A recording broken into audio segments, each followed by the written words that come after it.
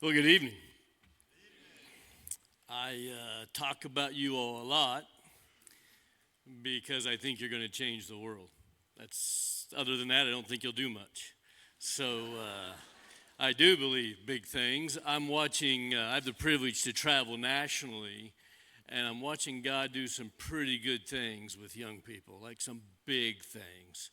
And I don't know how much you realize the kind of plans God has for you and your group of friends, but I think it's going to be big. I'd love to chat more about that, but Brendan only gives me an hour, so we got to get into the teaching. And I really, really want to share a story with you tonight. When I tell you a little bit about the story, you'll think, I've heard that story. Start over on this story with me. If you've been to church a little bit, you've heard about a guy named Job, but I don't know that you've heard the story of Job. Because when I finally, after kind of hearing it for years, finally understood it, it has wrecked my life in a real deep way. So if you've heard about Job, a story in the Bible about a guy who had really bad stuff happen and sort of persevered, and we need to have steadfast faith or something along those lines, yeah, that's kind of there, but that's not really the story. I want you to start over with me. Just start over with me fresh. I'm going to share it with you. It's a big story, and we don't have an hour, so it's something I'm going to read a little bit of and fill in some gaps by telling a bit of it, and then when we get to the end of the story and read right at the very end, I think you'll get it. Because I finally did, and holy cow, has it wrecked my life. So start with me in a story about a man named Job. It's a story God makes sure is in the Bible because he wants to reintroduce himself to people who haven't heard right things about him. He wants to reintroduce himself to people who have gone through some crap and aren't sure why God would either bring it or allow it. And he wants, by introducing himself, to change the people who know him in ways that will again introduce him to more and more people. So let's just start Job 1:1. I'm just going to read and tell some of it. I got a tiny Bible, so I'll take these glasses on and off. But in the land of Uz, there lived a man whose name was Job. This man was blameless and upright. He feared God, shunned evil. He had 7 sons and 3 daughters, and he owned 7,000 sheep and 3,000 camels and 500 yoke of oxen and 500 donkeys, and had a large number of servants. He was the greatest man among all the people of the East. His sons used to take turns holding feasts in their homes, and they'd invite their 3 sisters to eat and drink with them. When a period of feasting had run its course, Job would send and have them purified. Early in the morning, he'd sacrifice a burnt offering for them, thinking, perhaps my children have sinned and cursed God in their hearts. This was Job's regular custom. So let me kind of break this down, kind of what the author's trying to point out in the intro. First, he's saying, hi, I want to introduce Job. He's really, really rich. That's basically what he's saying. This is the agricultural era, right? And it lists all kinds of livestock. And he's just blessed beyond means. He says he's so blessed he has 10 kids. I don't know how blessed that really is, to be honest, but whatever. That's the point, right? He's like really stinking blessed, really rich. But then in that second paragraph, it talks about how much he honored God. Like when his kids would throw a party, he thinks, maybe they sinned, I should offer a sacrifice for them. And he just does all these things to make sure he's on God's good side. And if you're reading this in Job's day, you're thinking, okay, everything's as it should be. A guy fears and honors God. Like he minds his P's and Q's perfectly, right? Like he's got it going on. He's super obedient. And as a result, he's really blessed. And this is the way that God was understood in Job's day. And to be honest, if we're being honest, this can be the way and is often the way God is understood in our day. Like the myth exists, of course, currently that obedience is about trying to get from a stingy God his blessing and all that kind of stuff. Well, God kind of breaks that down. And if you read the next chapter and a half, God shares some insight. He sets up a story. He allows Satan to challenge Job and his relationship. God says, have you seen my servant Job? And Satan says, yeah, I've seen him. God says, have you noticed how upright and righteous he is? And Satan says, of course he is. You give him everything. He's like, I don't know, Job thinks of you as like a celestial Santa Claus type thing. And yeah, he's good. Yeah, he honors you, but it's because you bless him. If you take away the blessing, he won't honor you. And so God says, because this is how God's setting up the story for generations to read, he says, okay, take it all away. Take it all away. And if you know the story, Satan takes it all away. First, he loses all of his wealth. Then his kids die in a tragic accident. And he takes it all away.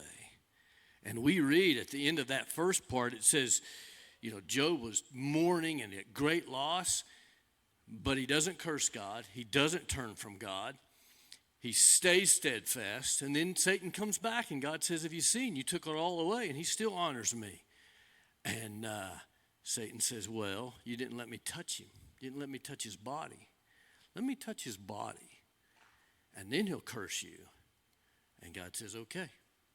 And so Satan curses Job in such a way that we're told he has sores from the tip of his head to the bottom of his toes. We don't know exactly, probably was some form of leprosy, an incredibly painful, open sore situation that caused just devastation and always led to death is the idea.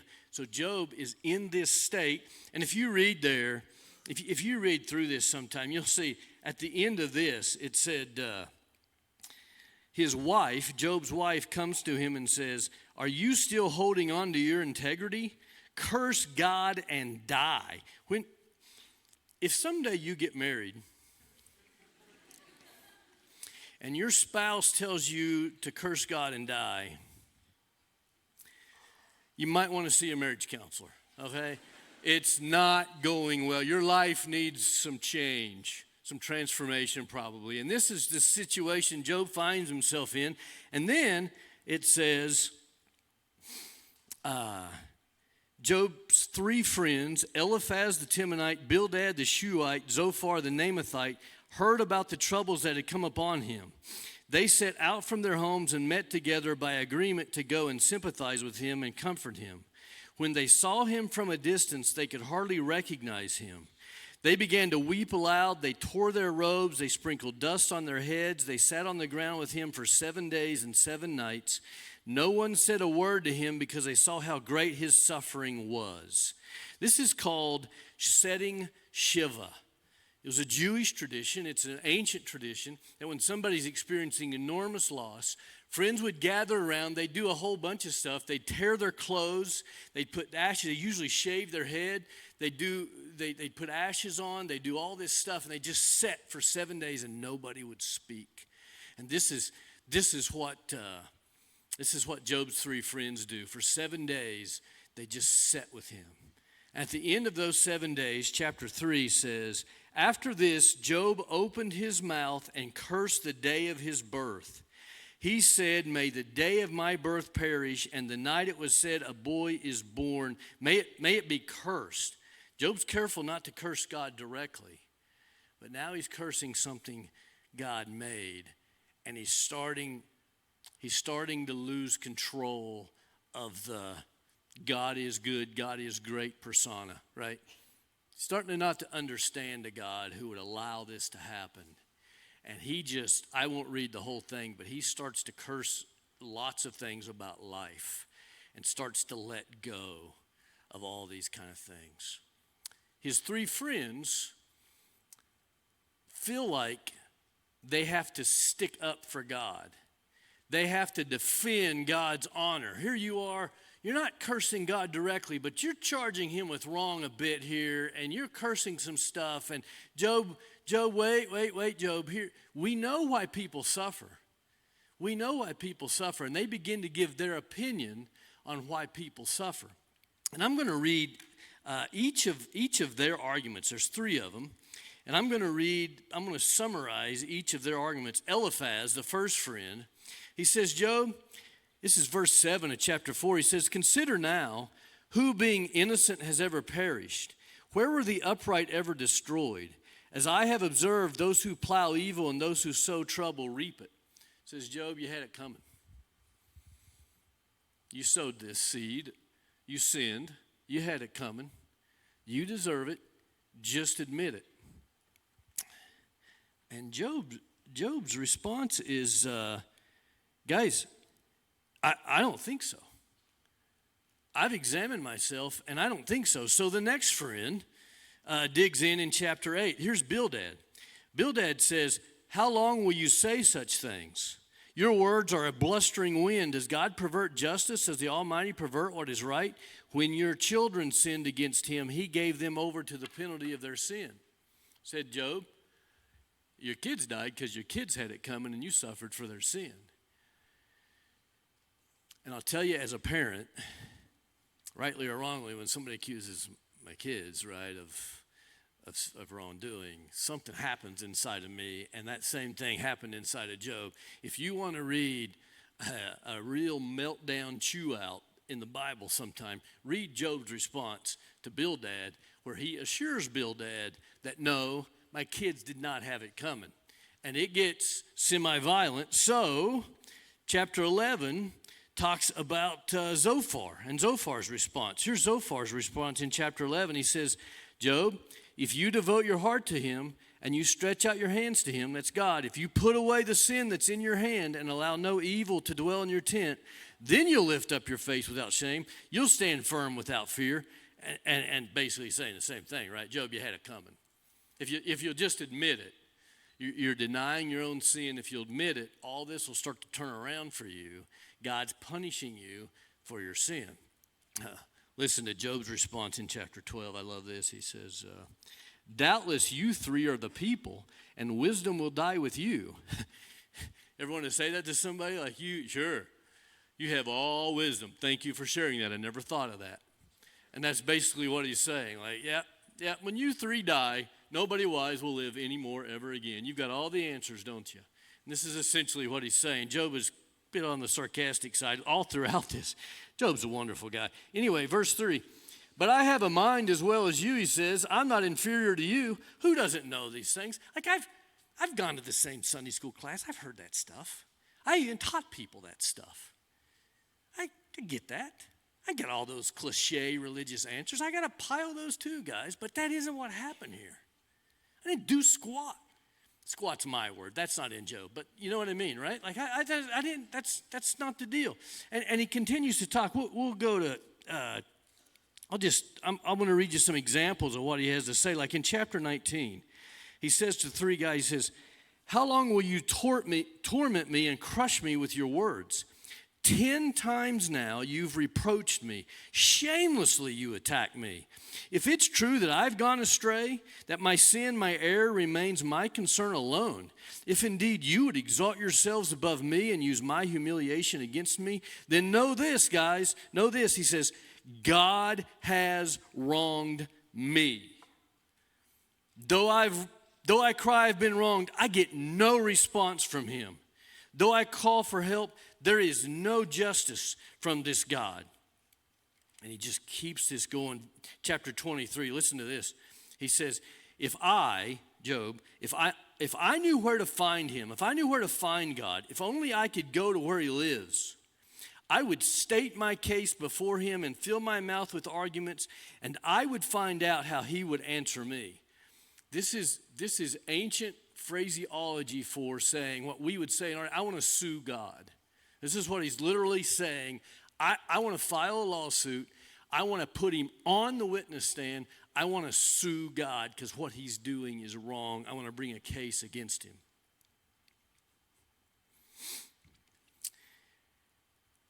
This goes on, but be careful when you challenge God to a lawsuit, because God does show up. And that's when the story gets even more interesting. God understands the whole thing that's been going on. He's watching the conversation with the three friends. And in chapter 38, not chapter 8, we're way past that. I hope it didn't freak you out that we were only chapter 8. Chapter 38, God shows up. And I want to read a little bit about what God has to say. It's fascinating. Chapter 38 starts this way. It says, the Lord answered Job out of the storm. So first, God's just cool, by the way. First, he brings a massive storm. There's just a massive storm. And then out of the storm, there's this voice.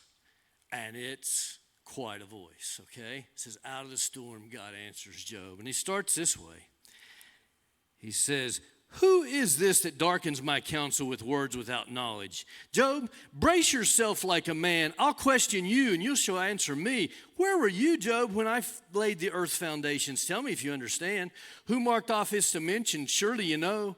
Who stretched a measuring line across it? Or what were its footings set on? Or who laid the cornerstone while the morning stars sang together and the angels shouted for joy? Were you there when I created everything? Do you have all wisdom, Job? Okay. Typically now, when this is taught, it's taught this way. Job doesn't understand the whole picture, challenges God to a lawsuit. God shows up and says, who do you think you are? Do you know everything? I know lots of stuff you don't know. You don't have all wisdom, right? And there is some of that. There is this sense that when we follow God, we don't have all the answers. We operate with a lack of knowledge, definitely compared to God. There is some of that. And part of following this God is trusting Him when you don't have all the answers. So there is a bit of truth in that understanding, but that's not what God's trying to say here. That's not the point. Let me try to explain now the response that God has in a way that I have come to understand. And I think will revolutionize maybe your even understanding of God. He goes through this explanation, God does, his response to Job, and he starts to tell some stories by asking some questions. So for instance, he says to Job in chapter 39, he says, who let the wild donkey go free? Who untied his ropes? I gave him the wasteland as his home, the salt flats as his habitat. He laughs at the commotion in town. He does not hear a driver shout. Like, what's God talking about a donkey for? Let's think through this.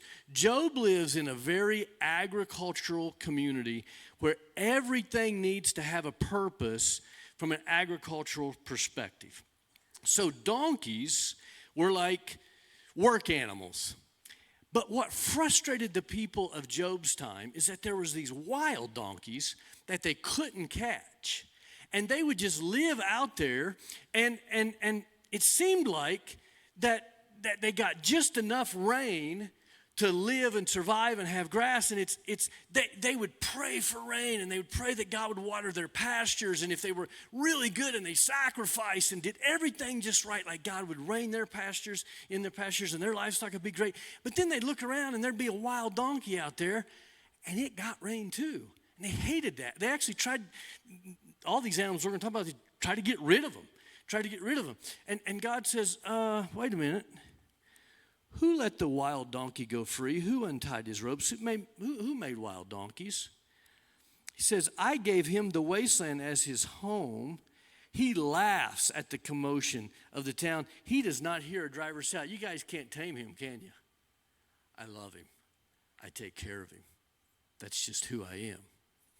This would have confused them because they assumed God only blessed like a quid pro quo, right?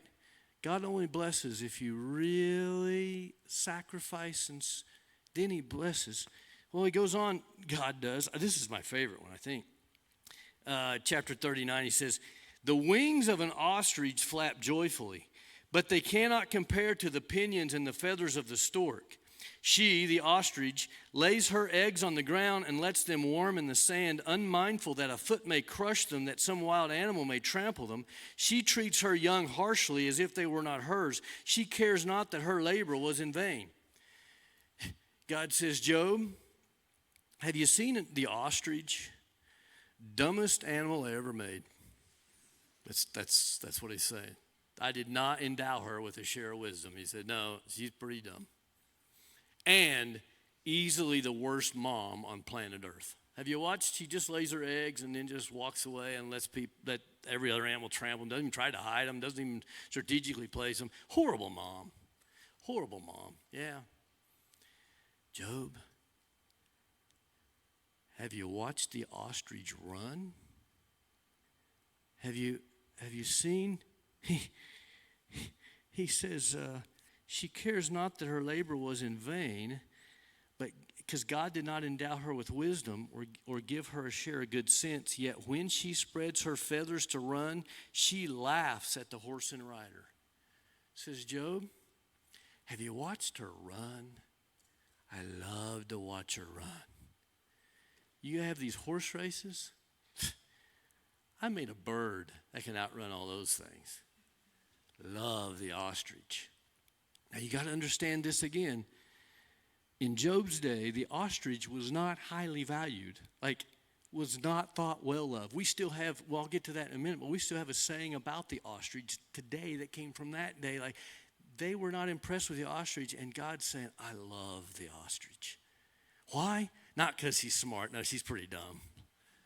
Oh, good mom? No, she's a horrible mom. Have trouble keeping the species alive. But, oh, Job, I love to watch her run. Have you seen how magnificent she is? Oh, she's amazing. He goes on. I could share so many examples. We don't have time, but in chapter 40, he says, Job, look at the behemoth. Now, we don't know exactly what the behemoth was. We know it was a very large, elephant, rhinoceros kind of an animal, but we don't know for sure what the behemoth was. We don't have whatever it was now.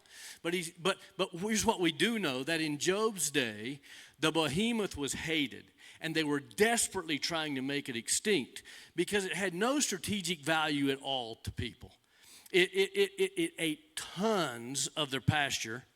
They couldn't, it was too strong to kill. They didn't really have weapons to kill it. They did everything they could to get rid of it.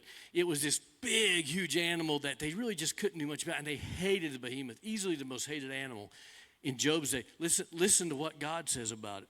He says, look at the behemoth which I made along with you and which feeds on grass like an ox. What strength he has in his loins. What power in the muscles of his belly. His tail sways like cedar. The sinews of his thighs are close knit. His bones are tubes of bronze. His limbs like rods of iron. He ranks first among the works of God. He says, Job, have you seen the behemoth? I think that's the best thing I ever made. And Job, and he's free three, and it's like, what? Oh yeah, the behemoth. Have you seen the loins on that thing? Like, what? God is talking about behemoth loins? What kind of God is this? Behemoth loins? This is where we're at? How does this introduce what? But they're starting to get something. And we're going to see in a minute that Job gets something. You see, God is starting to communicate here. You've got me wrong. And you got this whole thing wrong. I love for no reason at all. It's just who I am. There's no strategic thing about this. There's no quid pro quo. You got to know, that's just who I am. I love donkeys that don't do anybody any good. I send rain to places that you don't even pray for rain. I love dumb birds. I made them just that way on purpose. And the behemoth, I can't get over the behemoth. I was awesome when I made the behemoth. And there's 20 more I could share. And God is just saying, come on guys, you got this all wrong. That's not who I am at all. And you see the great lies of all time always have a little bit of truth to them, right? Because God does want us to live a certain way. It is best for us if we live a certain way. He loves us a lot, and he wants the best for us, and he knows there's a way to live free. But but it's not because he's this distant God who demands sacrifice and all this stuff so that he will bless. No, that's not who he is. And they've got it all wrong. And he says, I want to tell you. So we still today, we're still today in Job's era in so many ways. Like let's just take those three pictures. We still, when we talk about a certain kind of person, we wouldn't do it in a setting like this, of course. But when we're not at our best and we talk about a certain kind of person, the term behemoth is still used, isn't it? You've heard it used. It's not a complimentary term, right? Oh, we still, at least in my generation, we were still talking about a person who has their head in the sand and who's about as dumb as an ostrich running around with their head stuck in the sand. And we have a term, don't we? When we use the term jackass, we're not talking about like a compliment, right? We have a term for a donkey. We still have this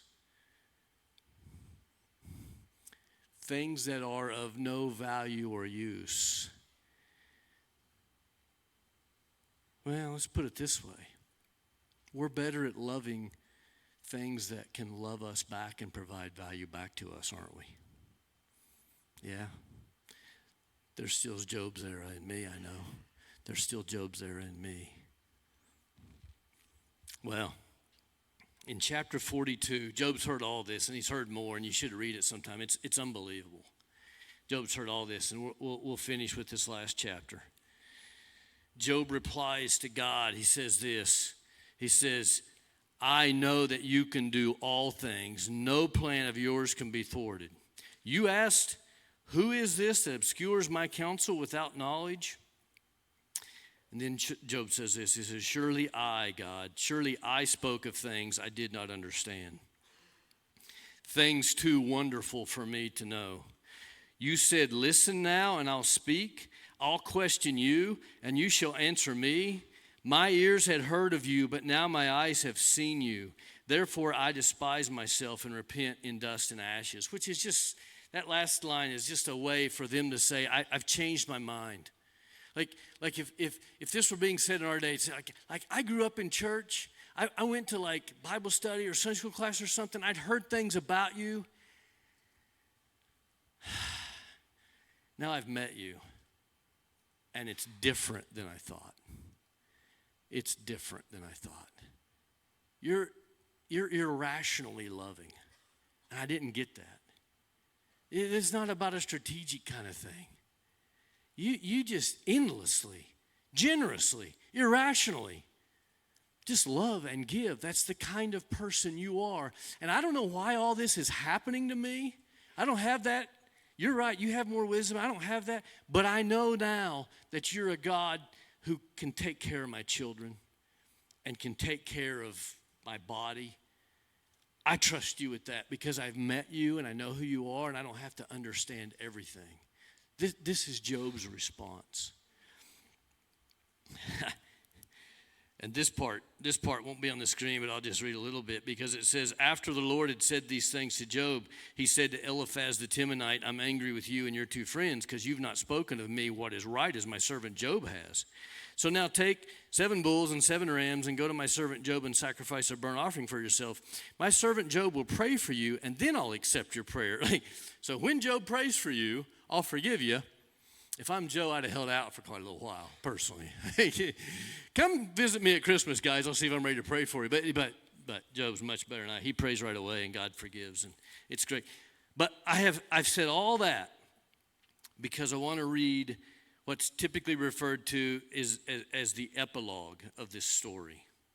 Verse 12 through verse 15. If you were reading this in Job's day, it would have been scandalous.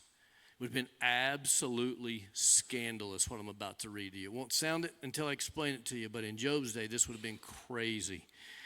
It says this, the Lord blessed the latter part of Job's life more than the first. He had 14,000 sheep, 6,000 camels, 1,000 yoke of oxen, 1,000 donkeys. He also had 7 sons and 3 daughters. Okay, are you ready? Here's where it gets crazy. The first daughter he named Jemimah, the second Keziah, the third Karen-Happuch. Nowhere in all the land were there found women as beautiful as Job's daughters, and their father granted them an inheritance along with their brothers. In Job's day, and this is incredibly wrong, and thank God we don't live in this era. But in Job's day, daughters were considered to be an enormous financial liability to a family, and sons were considered to be a cause for enormous financial gain and celebration. Because here's how it worked. If you had a daughter, you were going to give her away in marriage, and you were going to give a big portion of all of your stuff away to another family. And if you had too many, that happened too many times, you would not survive. Like it's a bad deal. There was all kinds of bad stuff that happened as a result. Baby girls were put to death from time to time. There was all kinds. It was just a cause for mourning in many cases. On the other hand, when you had a son, it was a cause for big-time celebration. Like, yeah, we're going to make it, and we're going to get more. And and there would be lavish celebrations and big stuff.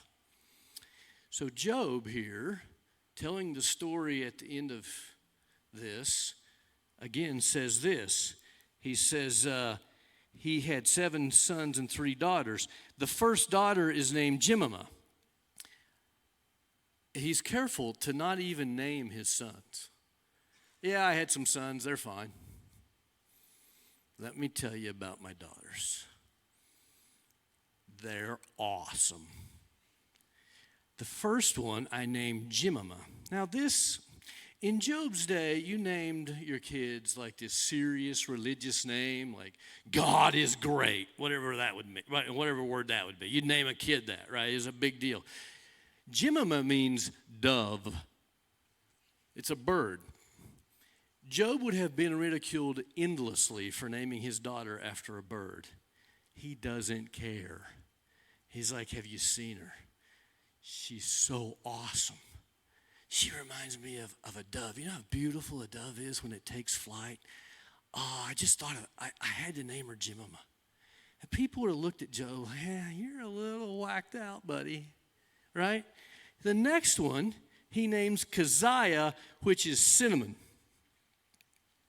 Job would say, have you met Keziah? She's a little spicy.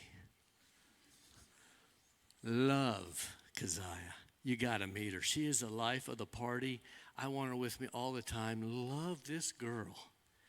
She is awesome. Again, he's lost his mind. He named his third daughter Karen-Happuch, which literally means horn of eyeshadow. This is like you're in Walmart, you're having a child, and you're like, she's going to be so beautiful. What do we name her? Let's call her Maybelline, right? Job is nuts.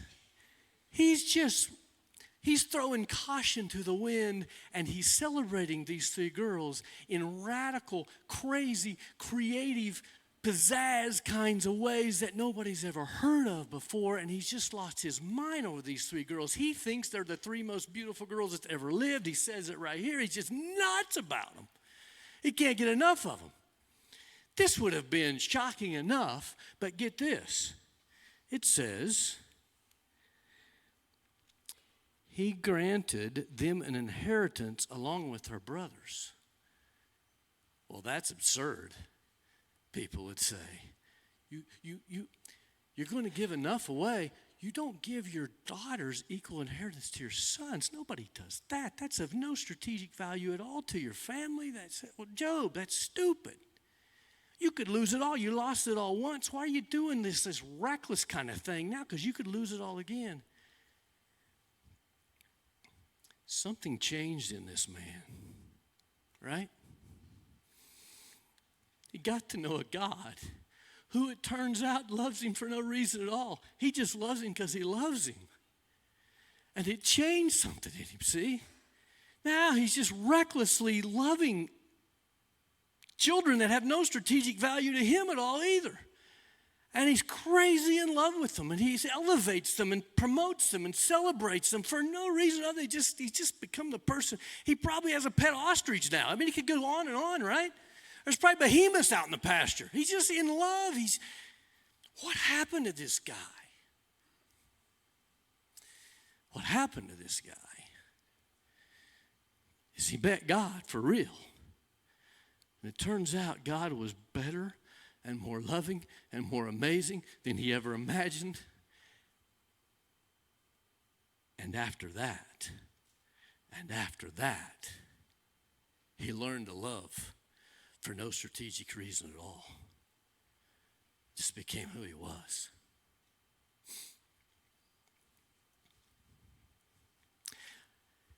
The reason it's wrecked my life, got to tell you, pretty easy to love people who do a good job of loving me back. Pretty easy to love people who add value to my life.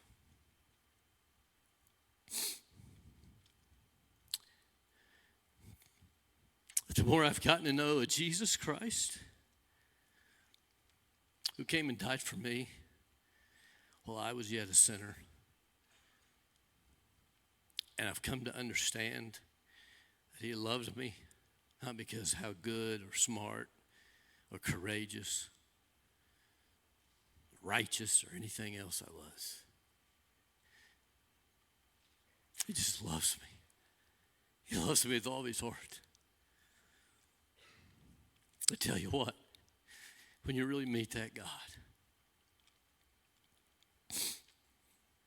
you start to look at people around you a little different. And I'm letting him change my life. And I hope you do too. I hope for you he becomes somebody who you get to know so well. And you get to understand that you are loved by the maker of the universe, the God who has all understanding. And you're loved not for any reason. He's crazy about you because it's who he is. He could not wait for you to be born. He'd been planning your birth for a long, long time. He wants nothing more than to know you and for you to know him and to spend billions of years with each other.